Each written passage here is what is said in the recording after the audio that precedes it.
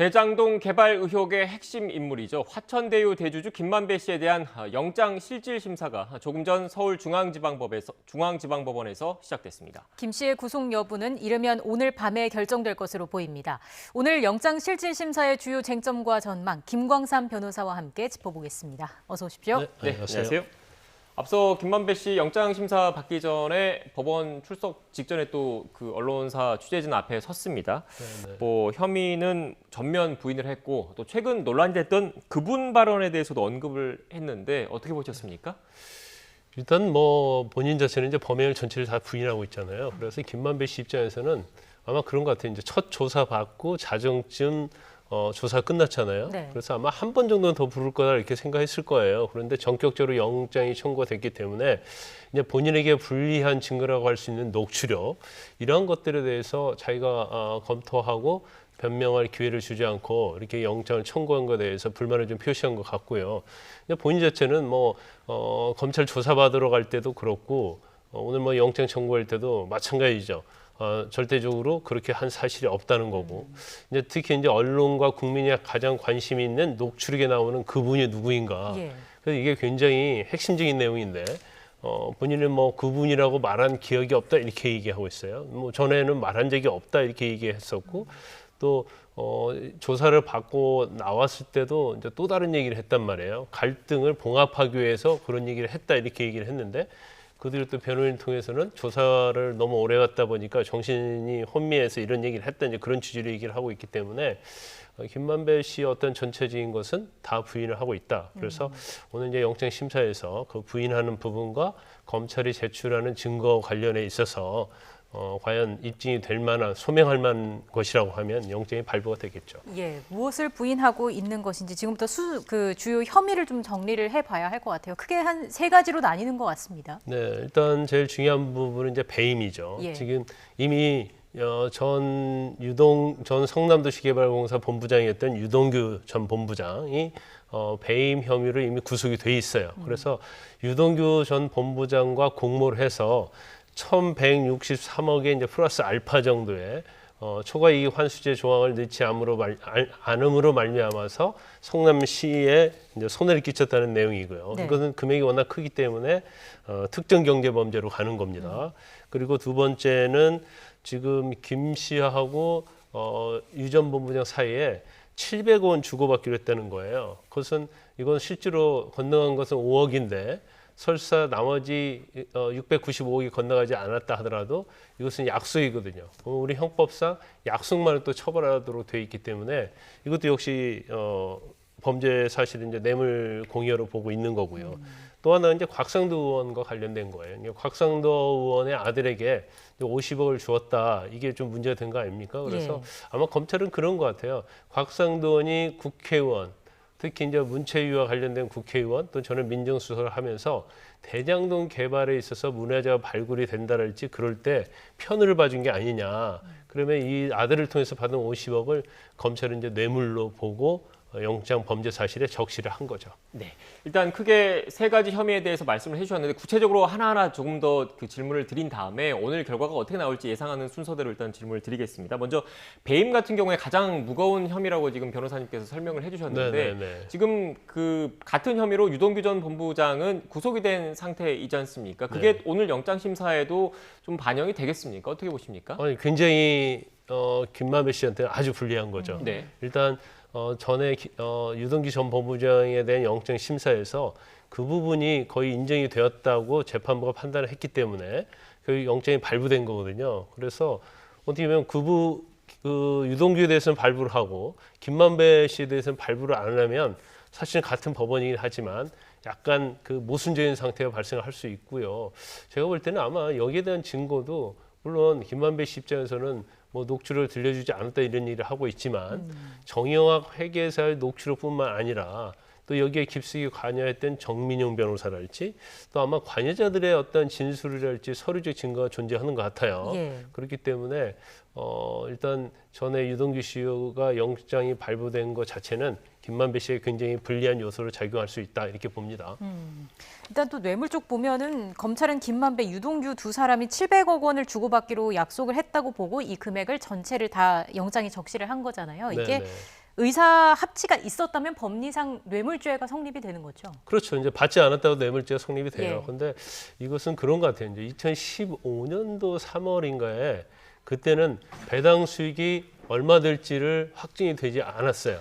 그래서 한 25% 정도의 약속을 했던 걸 보입니다. 그런데 작년 10월 정도 해서 배당 수익이 어느 정도 확정되니까 그 25%가 한 700억 정도로 된다. 예. 이게 이제 영장범죄사실 기재된 내용이거든요. 그래서 단순히 예전에 뭐 25%, 700억 이렇게는 모르겠지만 700억 자체가 지금 받은 배당 수익의 25%라고 한다면 녹취록 내용이랄지 정의학 회계사의 진술 자체가 신빙성이 있는 거거든요. 네. 딱 들어맞는 거거든요. 그래서 검찰은 여기 대해서는 아마 증거가 문제가 없다 생각하고 뇌물 액수를 700억으로 확정을 해서 영장을 청구한 것이 아닌가 싶습니다. 네, 변호사님 좀 더 그 이해를 돕기 위해서 다시 좀 질문을 드리면 유동규 전 본부장은 뇌물을 받은 사람으로 일단 지목이 되고 있는데 네. 현재 그 검찰이 파악한 액수는 5억 원 정도인 거잖아요. 네, 그런데 네.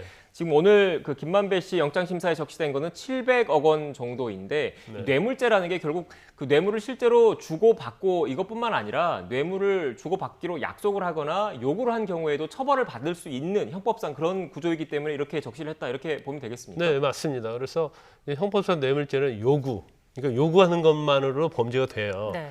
그리고 그러면 언제 얼마를 주기로 하겠다 약속하는 것도 죄가 되고요. 당연히 수수받은 것은 죄가 되겠죠. 그래서 요구, 약속, 수수 이렇게 규정을 하고 있거든요. 그래서 아직 일단은 뭐 수수한 내용은 지금 유동규 전 본부장이 5억 뇌물 받은 게 돼 있지 않습니까? 그리고 유례와 관련된 것이 3억이단 말이에요. 그래서 5억은 뇌물을 받았기 때문에 수수가 된 거고요. 그다음에 나머지는 약속이 되는 거죠. 그래서 이 부분도 뭐 마찬가지로 약속에 해당이 되기 때문에 만약에 대장동 개발과 관련 사건이 이게 불거지지 않았으면 결국 700억 원을 수수했을 가능성이 크겠죠. 그래서 검찰 영장은 700억으로 뇌물 액수를 확정했다 이렇게 볼 수 있습니다. 네, 지금 또 배임과 횡령과 관련된 혐의에 대해서 질문을 드렸는데 또 하나 남은 게 그 배임과 뇌물에 대해서 질문을 드렸는데 또 하나 남은 게 횡령이거든요. 이 횡령과 네. 관련해서는 그 화천대유라는 그 회사에서 김만배 씨가 돈을 장기 대여를 했지 않습니까? 그런데 네네. 이 대여한 그 돈 가운데 소명되지 않은 돈이 있다. 그게 횡령 혐의를 적용할 것이다. 이렇게 좀 보면 되는 겁니까? 그렇죠. 일단 화천대유에서 김만배 씨가 이제 473억을 대여 명목으로 가져갔단 말이에요. 네. 그럼 이 돈을 어떻게 쓰였는가 용도를 확인해야 하는데 그중에서 이제 검찰이 수사를 해보니까 한 50억 정도 빈다는 거예요. 그러니까 본인은 그런 얘기를 하고 있죠. 뭐 운영비를 영수증 처리 안 되는 그런 것이 있을 수 있다. 이렇게 얘기를 하고 있지만 이 50억이 한두 푼이 아니잖아요. 이게 큰 돈 자체가 사실 영수증 처리 안 되는 걸로 처리됐다는 것은 검찰이 믿지 않는 거고요. 또 이제 언론 보도에 의하면 이 대여를 받은 다음에 상당한 금액으로 현출로 인출을 했다는 내용이 나와요. 그래서 그 근처에 있는 은행에는 현금이 씨가 말랐다 이런 얘기도 나오고 있기 때문에 아마 50억이 대부분이 현금으로 인출될 가능성이 좀 크다. 그러면 이것이 어떻게 쓰였을까? 네. 그러면 사실 회사 돈을 대여받는데 대여 목적이 뇌물이 됐던 다른 목적으로 누구한테 주기 위해서 그걸 우리가 의무적 소비라고 합니다. 의무적으로 처리하기 위해서 이 50억을 썼다고 한다면 이건 당연히 이제 횡령이 되는 거죠. 그래서 이 부분도 횡령으로 검찰이 보고 있는 거예요. 네, 그러니까 쉽게 얘기해서 그 김만배 씨 같은 경우에는 화천대유라는 회사에서 돈을 빌려서 사업상의 명목으로 썼다 이렇게 지금 주장을 하고 있는데 검찰이 판단하기에는 사업상 목적으로 썼다면 그 회사 비용 처리를 하면 되는 거지 않습니까? 그렇죠. 회사 비용 처리를 하면 되는 건데 굳이 대주주가 돈을 빌려서 처리하는 게 어떤 그 좀 의구심이 든다 이런 판단인 거잖아요. 그렇죠. 뭐 뇌물로 쓸 수도 있고요. 정관계 로비 관련해서 쓸 수도 있고 아니면 본인이 개인적으로 뭐 부동산을 산다랄지 이제 그렇게 쓸 수도 있겠죠. 그렇지만 이제 김만배 씨 얘기를 안 하고 있기 때문에 50억의 사용처가 뭔지는 모르겠어요. 예. 근데 제가 볼 때는 이 50억이라는 돈이 작은 돈이 아니잖아요. 그러면 검찰에서 수사를 해서 아마 사용처가 어디다고 정도는 어느 정도 아마 결과가 나왔을 가능성이 크다 이렇게 봅니다. 네. 그래서 이 부분이 아직 사용처에 대해서 말하고 있지 않지만 검찰 쪽에서도 흘러나오고 있지 않지만 분명히 어떤 목적을 위해서 사용했을 거라고 우리가 추측은 해볼 수 있죠. 지금 이 영장 심사가 진행이 되고 있고요. 앞서 전해드린 것처럼 계속해서 김 씨는 부인을 하고 있는 상황입니다. 어제 영장 청구 소식에는 또 강한 유감을 표시했는데 특히 그 문제 삼는 부분이 검찰이 방어권을 제대로 보장하지 않았다는 거였거든요. 오늘도 이 부분에 대해서 계속 좀 집중적으로 이야기를 하게 되지 않겠습니까? 네, 근데 이제 김만배 씨 뭐 주장도 전혀 일리가 없는 건 아니죠. 아닌데 제일 뭐 주장을 많이 하는 것은 녹취록을 들려주지 않았다는 거예요. 예. 근데 검찰 자체가 녹취록을 들려줄 의무는 없어요. 녹취록에 나와 있는 내용 가지고 추궁을 하는 거죠.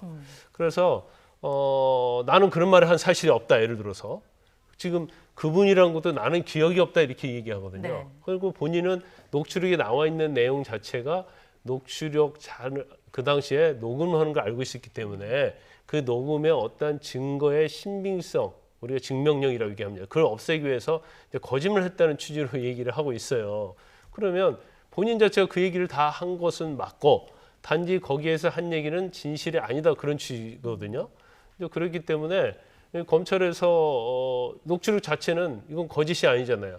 들려줄 의무는 없고 그걸 가지고 추궁을 하는데 이제 검찰에서 들려줄 수도 있는데 왜 안 들려줬을까? 이건 저 개인적 생각인데 예. 이 녹취록 내용이 상당히 파격적인 내용과 여러 가지 김만배 씨랄지 아니면 김만배 씨, 유동규 씨 또는 그와 관련된 또 제3자 이제 그분이라고 할 수 있는 거죠. 관련된 내용이 꽤 있을 것이다. 그런데 이걸 만약에 김만배 씨한테 들려주게 되면 수사와 관련된 기밀이 외부로 다 새어나갈 수 있죠.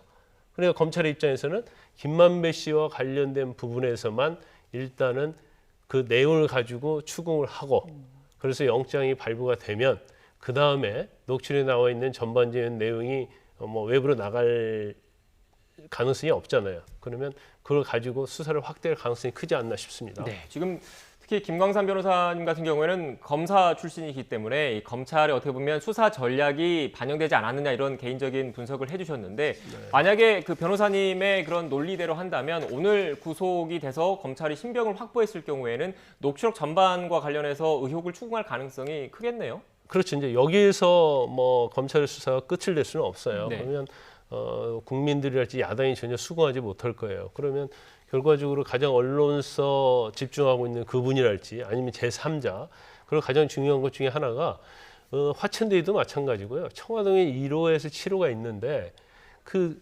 상당히 많은 돈을 대여금융시로 빠져나갔단 말이에요. 네. 그러면 물론 이제 경찰에서 조사를 하고 있지만 이 대여금 형식으로 빠져나간 돈이 어디로 쓰였느냐는 거죠. 그래서 그 부분을 추적해서 쫓아가면 결국 돈의 이제 종착점을 알 수가 있는 건데 이제 이 부분에서 이제 검찰이 얼마나 수사 의지를 가지고 또 가지고 있는 수사 역량을 얼마나 발휘하느냐 이것 따라 달라질 건데 일단 검찰에 제출된 녹취록이 있는데 녹취록 내용의 일부만을 수사할 수 없어요.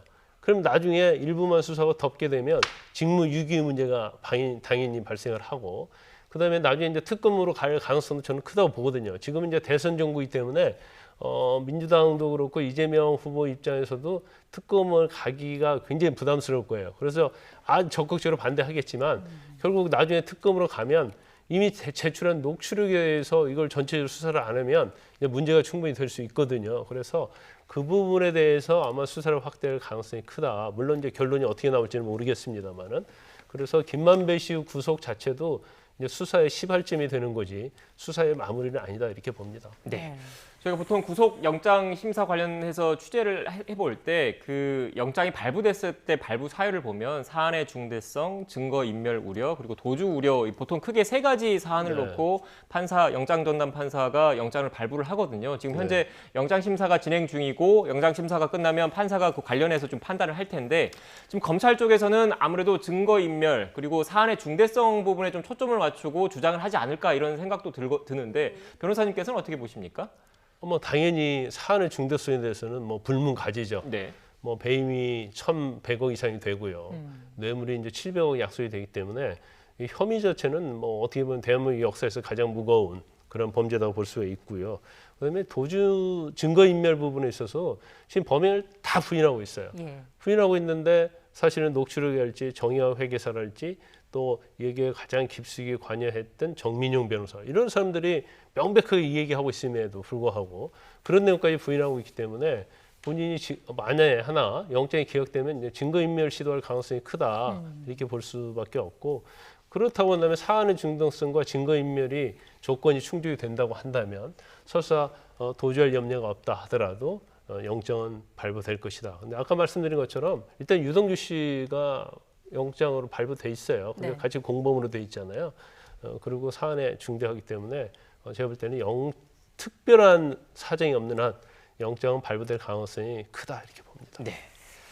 알겠습니다. 일단 또 질문을 드리고 싶은 게 영장 발부될 가능성이 크다라고 말씀을 하셨는데 일단 뭐 김만배 씨 같은 경우에 영장이 결과가 어떻게 나올지는 좀 지켜봐야 되겠지만 현재 유동규 전 본부장 같은 경우에는 구속이 돼 있는 상태이지 않습니까? 또 네. 핵심 인물인데 이 구속 기한이 그 기소 전에 좀 정해져 있는 거잖아요. 그런데 네. 애초 어제도 좀 조사가 진행될 것으로 알려졌었는데 또 코로나19 관련된 상황 때문에 조사가 미뤄진 것으로 지금 파악이 됐습니다. 구속 기한은 정해져 있는데 코로나 때문에 지금 조사가 제대로 안 이루어지면 구속 기한 연장도 또 정해져 있는 상황이니까 좀 그 차질을 빚지 않을까 이런 우려도 나오더라고요. 어떻습니까? 차질을 빚을 수 있죠. 그러니까 구속이 되면 이제 10일 동안 구속 기간이 있어요. 그리고 한 번은 이제 연장할 수 있거든요. 그러면 한 20일 정도 구금 상태로 이제 조사를 할 수가 있는데 지금 약간 뭐 대법원 판례랄지 그런 경우는 기소한 이후에 어떤 진술이랄지 이런 거에 대해서는 상당히 증거에 관해서 부정적인 거거든요. 네. 그래서 아마 이제 본인 말고 다른 사람에 대한 것도 이제 수사가 진행이 될 거지만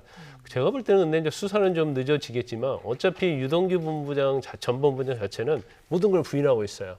그래서 설사 좀 늦어진다 하더라도 별 문제가 없고 중요한 것은 이제 김만배 씨랄지 정의학 회계사랄지 이제 가장 중요한 것은 남욱 변호사가 미국에서 과연 빠르게 귀국을 하느냐 예. 이 부분이 아마 수사에 있어서 굉장히 중요한 영향을 받을 걸로 보입니다. 자, 지금 뭐 여러 의혹들이 얽혀 있고 의혹 규명까지도 갈 길이 아직은 멀어 보이는데 검찰이 화천대유 자금 흐름을 들여다볼 수사 인력을 좀 더 늘려달라 이렇게 요청을 해놓은 상태거든요. 이게 좀 수사 범위를 확대하기 위한 확대에 대비한 어떤 포석이라고도 볼 수 있을까요? 제가 볼 땐 지금 수사팀 가지고 수사하는 데는 한계가 있을 거예요.